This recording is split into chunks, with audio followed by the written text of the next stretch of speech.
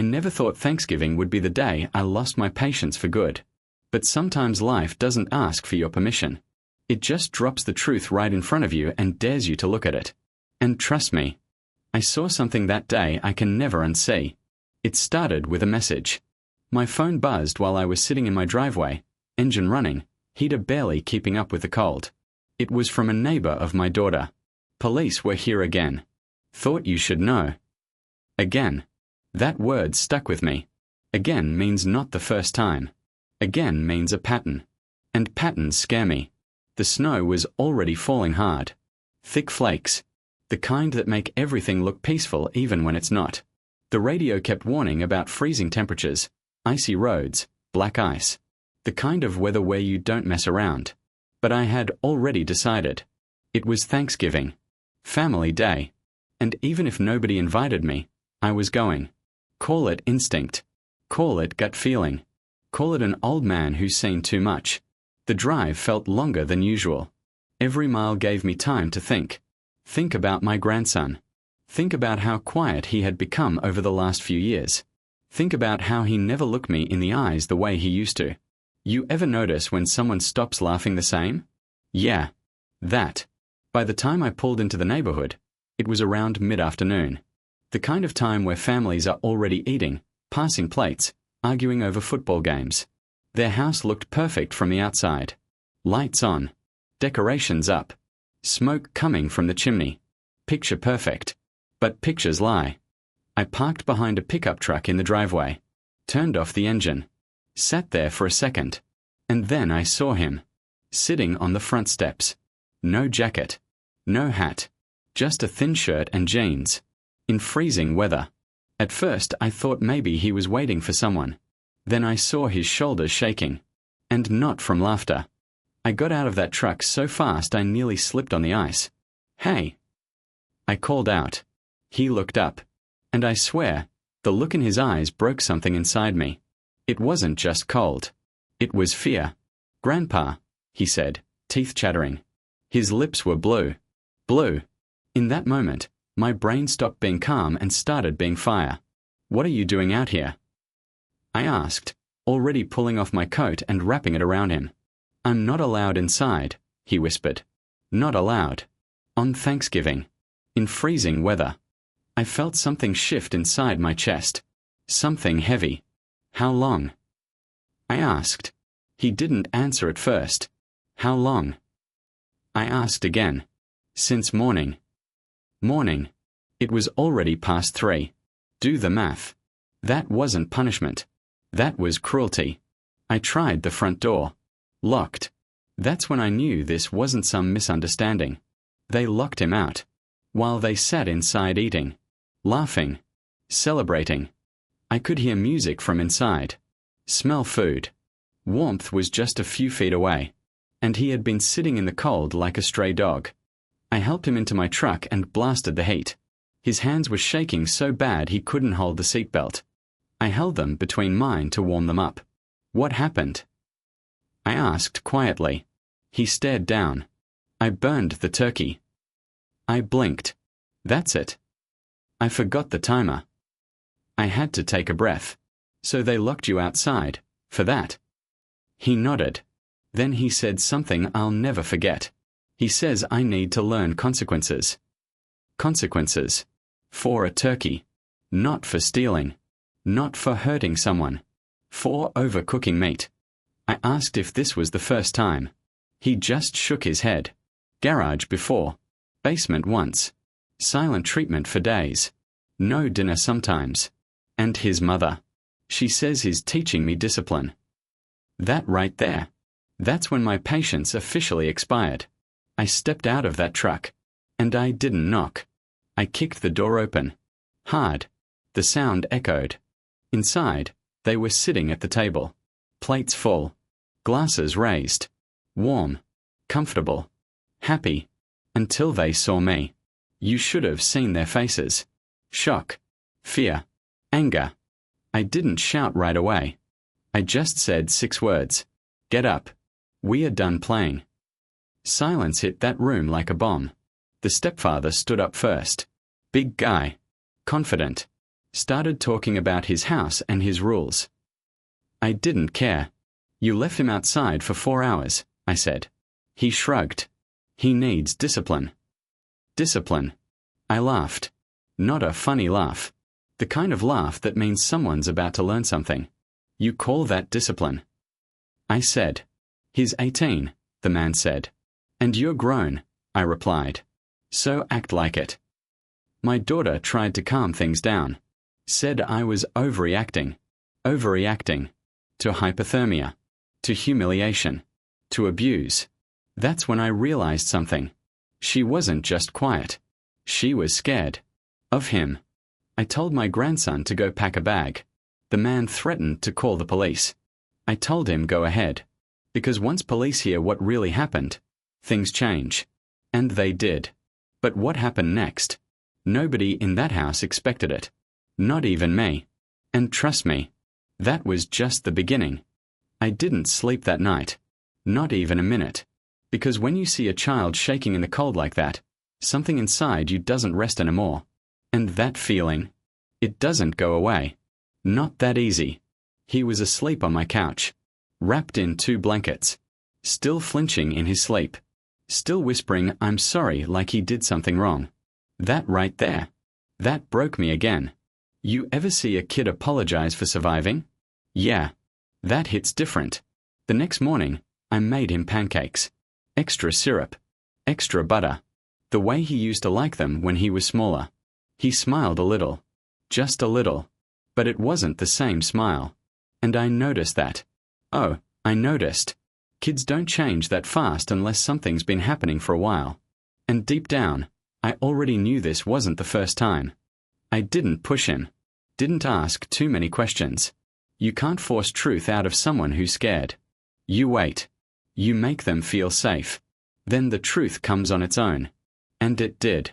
Later that afternoon, while we were fixing an old bicycle in the garage, he just said it.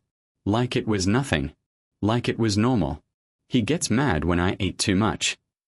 I froze. What do you mean? He shrugged. Like it wasn't a big deal. Says I gotta earn dinner. I felt my jaw tighten. Earn dinner? That's not discipline. That's control. And control like that? It's never about food. He kept talking. If I talk back, I stand outside.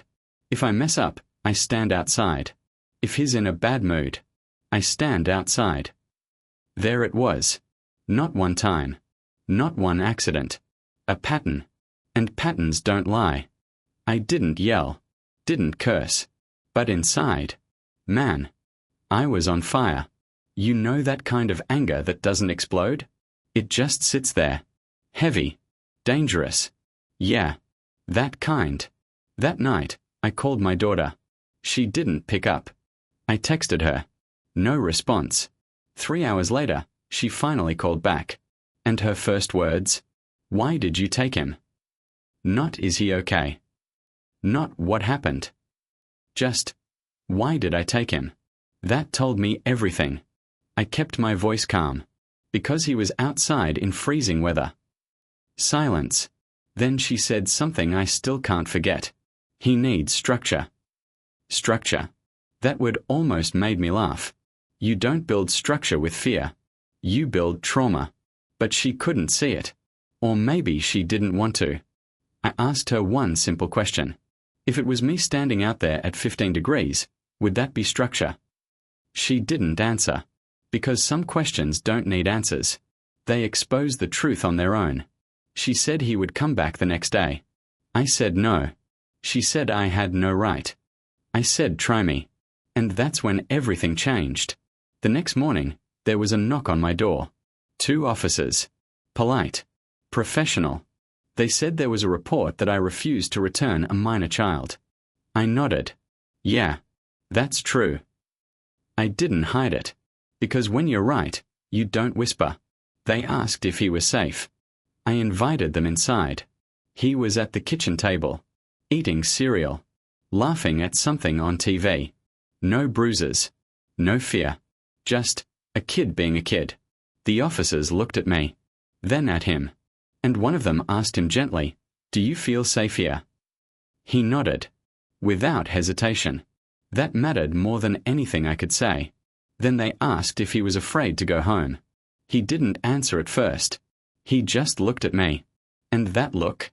Man, I'll never forget it. It wasn't asking for permission. It was asking if I would still protect him. And I gave him a small nod. He turned back to the officer. And he said, "I don't like standing outside." That was it. Simple. Honest. Powerful. Kids don't exaggerate. They just tell it how it is.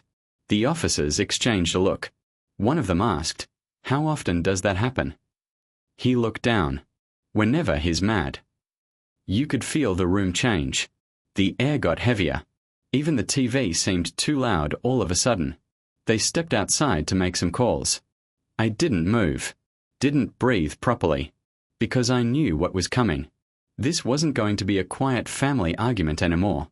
This was about to become something official. And when officials get involved, things don't go back to normal. Ever. Later that day, child services showed up. Clipboards. Soft voices. Careful questions. They spoke to him alone. Then to me. Then they left. And I sat there in silence. Waiting. Because waiting is the hardest part. By evening, I got the call. Temporary custody. Pending investigation. I didn't celebrate. There's nothing joyful about family falling apart.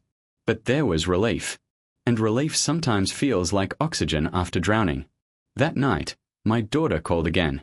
This time she wasn't defensive. She was crying. She said I ruined everything. I said no. I just exposed it. Big difference. She said he would lose his temper sometimes but never meant harm. That's the problem. People think harm only counts when there's bruises. They forget fear leaves marks too. And those marks, they last longer. She hung up on me. And that silence between us? It stretched for weeks. No texts. No calls. Just distance. But sometimes distance is necessary. Because you can't protect someone while trying to stay comfortable. And I was done choosing comfort over truth. You think you know someone. You really do. You eat with them. Laugh with them. Trust them. And then one day, paperwork tells a different story. Yeah. That kind of punch. The investigation didn't take long to get serious. What started as discipline concerns turned into something way bigger. And I wasn't prepared for that. Not even close. A week after child services stepped in, I got another knock at my door. This time it wasn't just polite questions.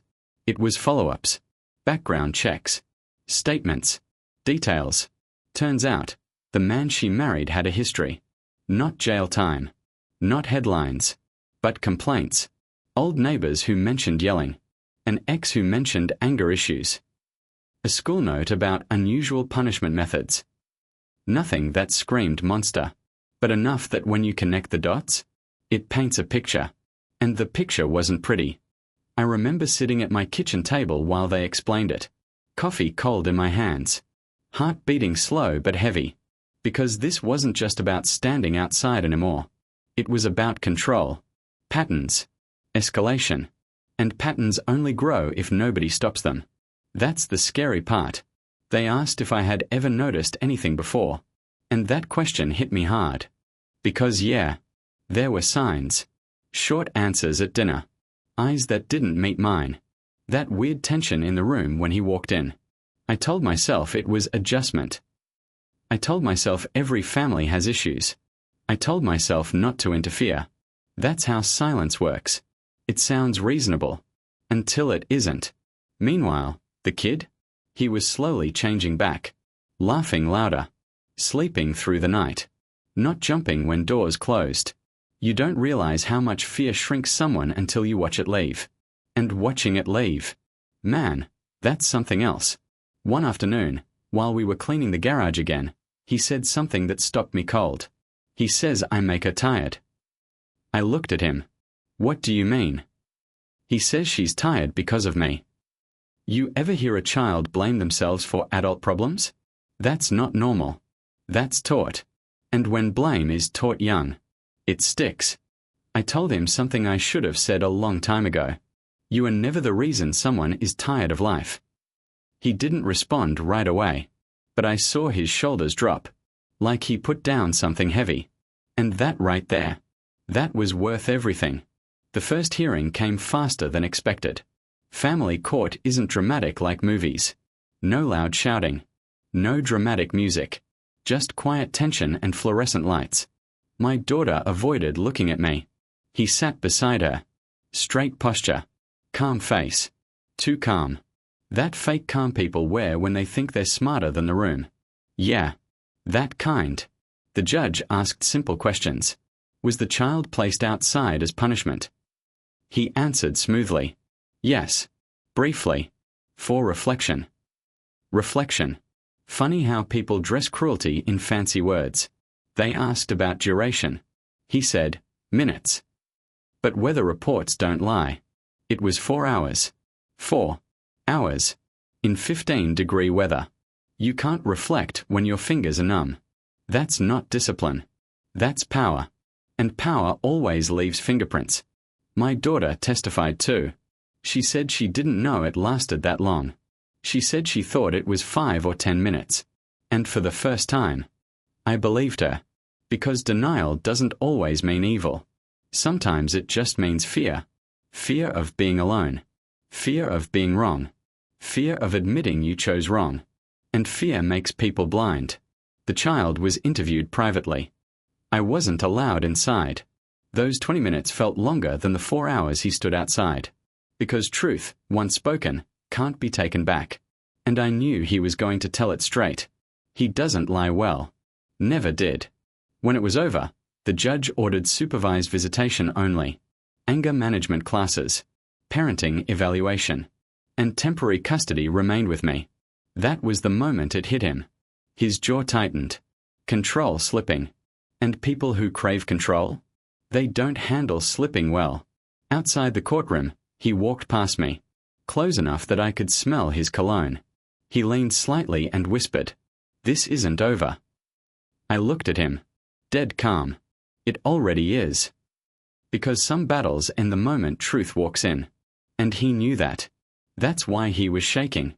Weeks passed. Supervised visit started. Public building. Bright room. Toys in the corner. A staff member always watching.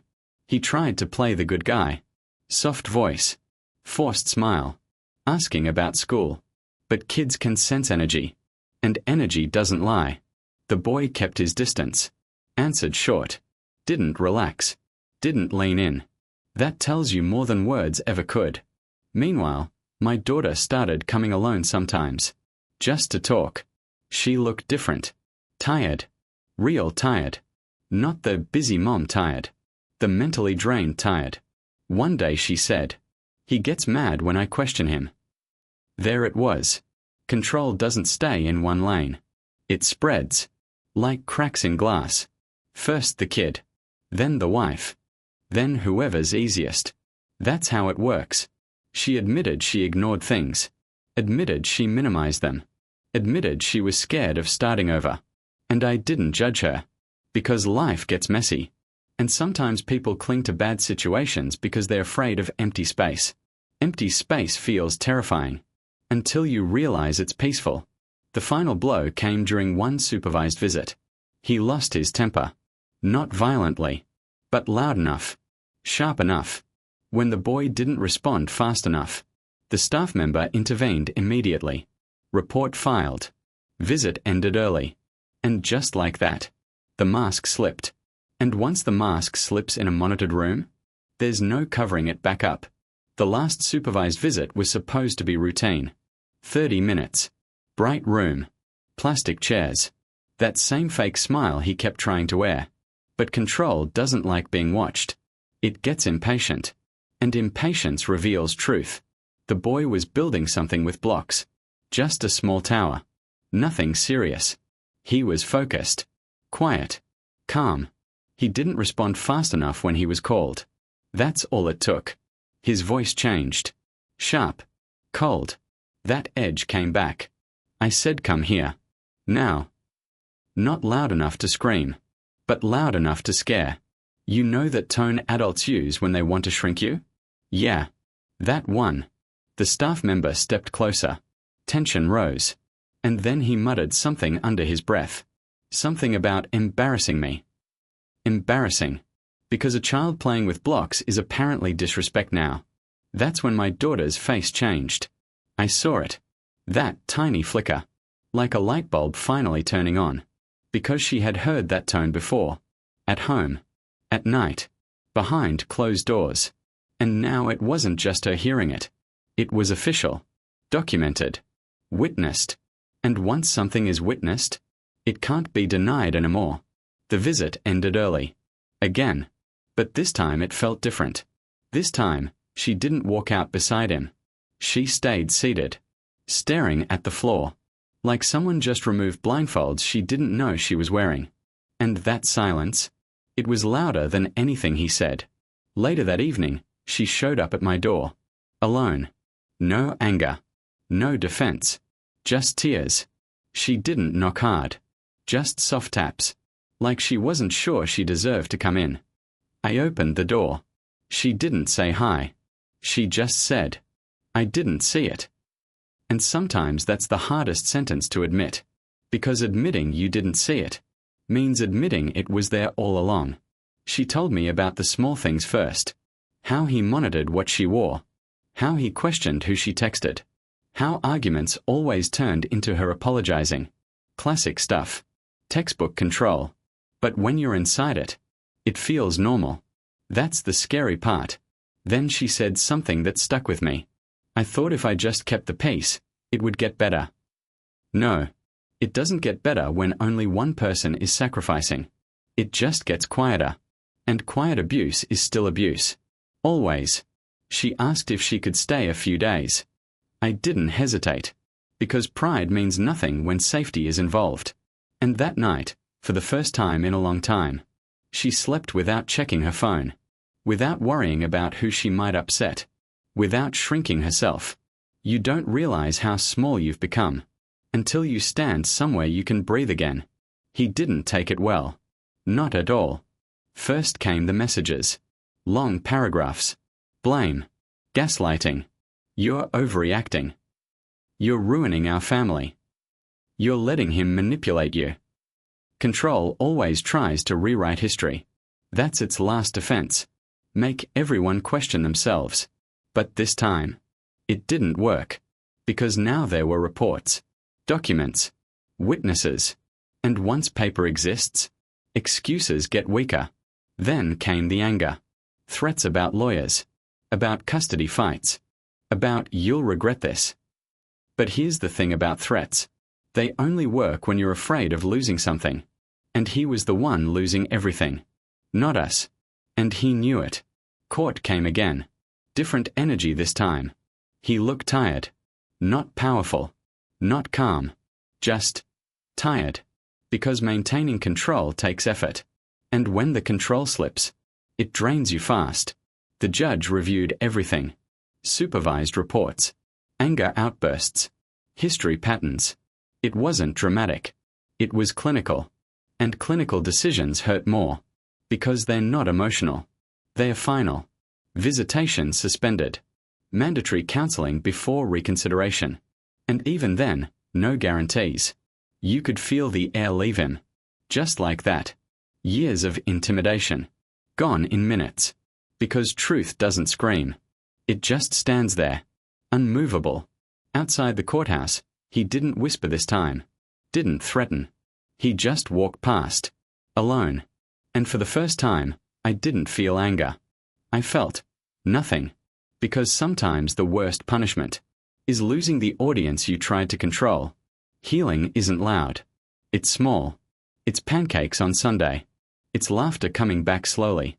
It's a kid not flinching when a door closes. It's a woman learning she doesn't have to apologize for breathing. That's healing. The boy started talking more. About school. About friends. About things he likes. Not about fear. That's how you know he's healing. When fear isn't the main topic anymore. My daughter started therapy. Hard sessions. Ugly truths. Realizations. She cried a lot. But those weren't weak tears. They were release. And release is strength in disguise. One evening, she said something that made me pause. I don't want him to grow up thinking love feels like pressure. That's growth. That's awareness. That's breaking cycles. And breaking cycles? That's the hardest thing anyone can do. We are not perfect now. Still paperwork. Still court updates. Still therapy sessions. But there's peace. And peace feels different than silence. Peace doesn't make you nervous. Peace lets you breathe. And breathing freely? Man, that's priceless. Here's the part nobody talks about. I had guilt too. For not stepping in sooner.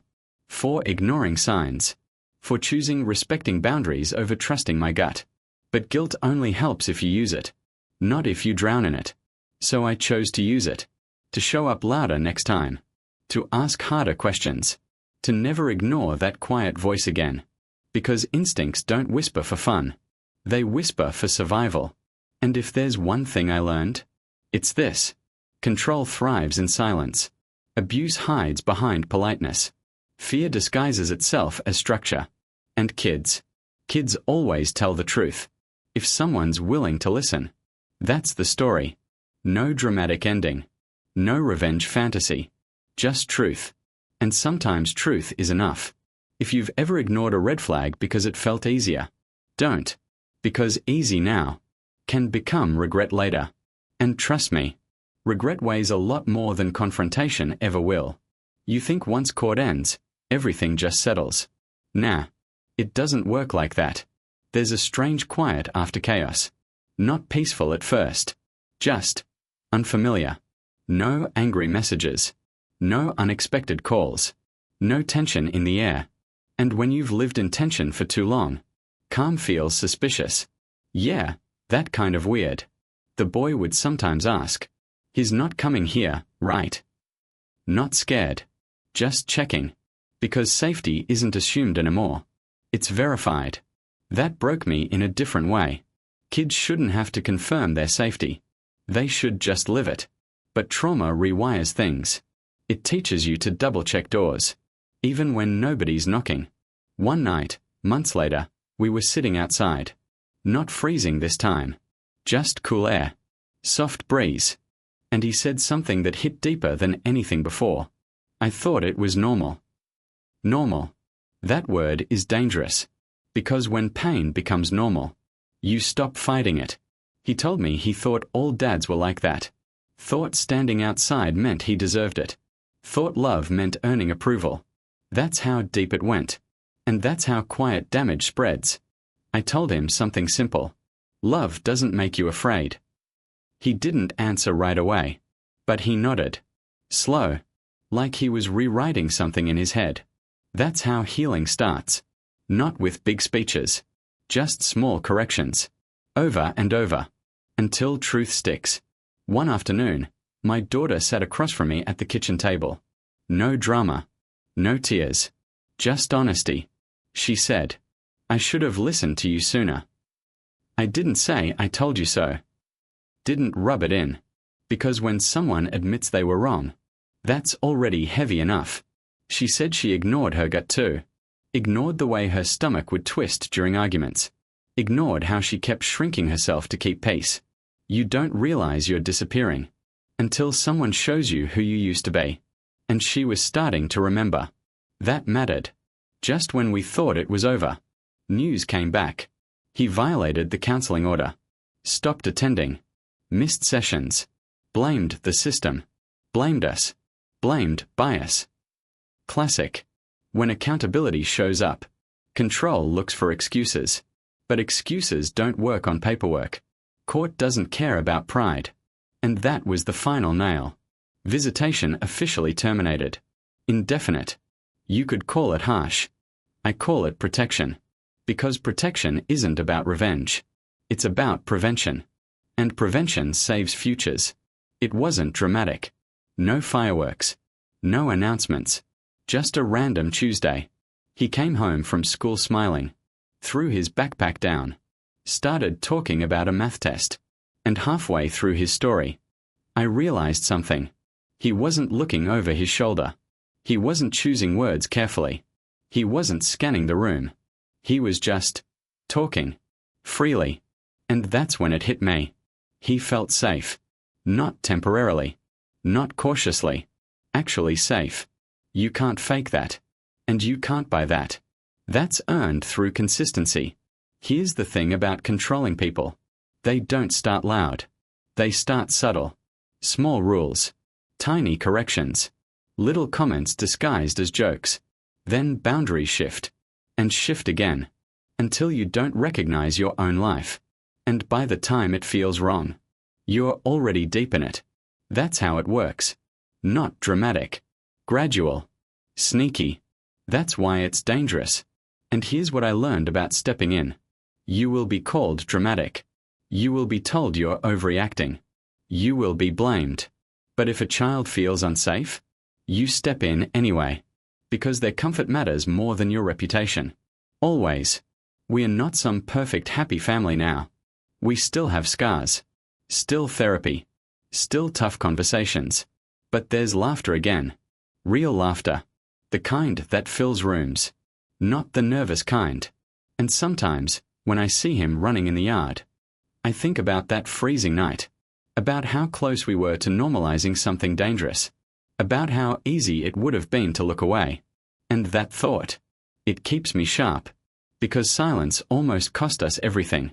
And I'll never let silence win again. If you've stayed with this story till here, maybe you've seen something similar. Maybe you ignored a red flag. Maybe you're still pretending something's not that bad. Just remember this. Peace is not the same as quiet. Love is not the same as control.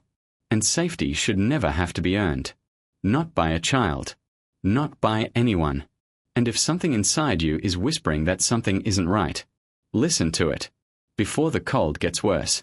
Because sometimes, one night in the freezing air is all it takes to wake you up. Healing isn't straight. It's messy. 1 week he was laughing. The next week he froze because someone raised their voice at a basketball game. Not even at him. Just loud. And boom, his shoulders tightened. Eyes went distant. That's trauma.